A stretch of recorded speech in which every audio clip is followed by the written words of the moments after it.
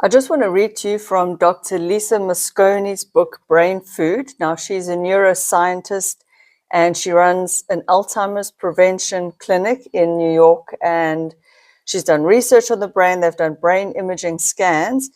And out of her book here, she says the brain doesn't consume much saturated fat after adolescence. However, a high intake of saturated fat from the diet can cause inflammation throughout your entire body and reduce oxygen flow, specifically to the brain. So she's saying high saturated fat in your diet is not good for your brain. The brain is a glutton for oxygen, so it's possible that even a slight lack of circulation could affect its performance. Additionally, too much saturated fat can increase the risk of heart disease and type 2 diabetes, which in turn raises one's risk of dementia.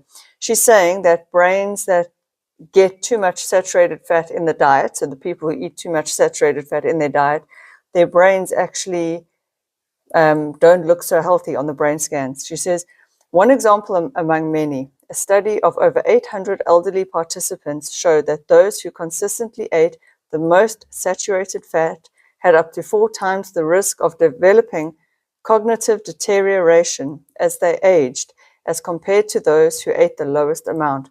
Specifically, people who consumed more than 25 grams of saturated fat per day were much more likely to develop dementia in the years to come than those who ate half that amount, 13 grams per day.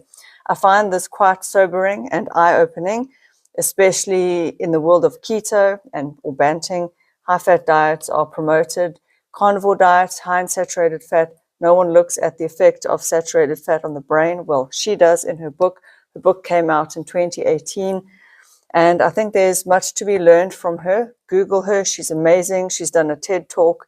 So just consider when you're consuming that bacon, the cheese, anything high in saturated fat, consider the effects that it could be having on your body. I'm not saying what's good or bad, but I'm just saying it is good to get all the knowledge on how your diet affects all the organs in your body and not just think about weight and weight loss.